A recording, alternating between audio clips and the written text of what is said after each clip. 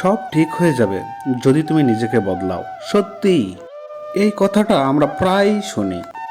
কেউ কষ্ট পেলে, কেউ হতাশ হলে পরামর্শ আসে, নিজেকে বদলে নাও, দেখবে সব ঠিক হয়ে যাবে।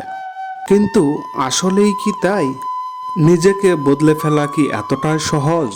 দিনের পর দিন ধরে গড়ে ওঠা অভ্যাস, মানসিকতা, অনুভূতি, সেগুলো কি শুধু কারো এক কথায় বদলে ফেলা যায়?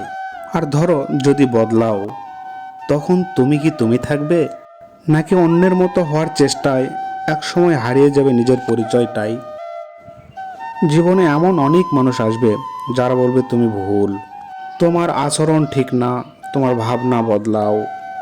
তাদের কথায় প্রভাবিত হয়ে যদি একবার নিজেকে পাল্টাতে থাকো, তাহলে এক সময় তুমি বুঝতেই পারবে না আসলে তুমি কে। নিজেকে বদলানোর আগে ভাবো, তুমি কি সত্যিই ভুল, নাকি শুধু কারো প্রত্যাশার সঙ্গে তোমার মিল হচ্ছে না? জীবন মানেই চ্যালেঞ্জ, ব্যর্থতা, মন ভাঙ্গা, অপমান, এগুলোর সঙ্গেই চলতে হবে। কিন্তু তার মানে এই না যে তুমি নিজেকে অস্বীকার করবে। বরং নিজেদের দুর্বলতাগুলো চেনো, তাতে কাজ করো, নিজের লক্ষ্যে স্থির থেকে। সবাইকে খুশি করতে গিয়ে যদি নিজেকে হারিয়ে ফেলো, তবে শেষমেশ কারো মনে তুমি জায়গা পাবে না, এমনকি নিজের মনেও না।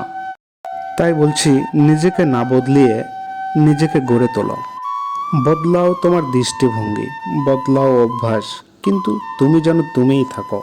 কারণ প্রমাণ করার সময় এসেছে কে তুমি, কতটা পারো, আর কেন তুমি নিজেই যথেষ্ট। কথায় ছিলাম আমি রায়হান। লাইক, কমেন্ট, শেয়ার করতে ভুলবেন না।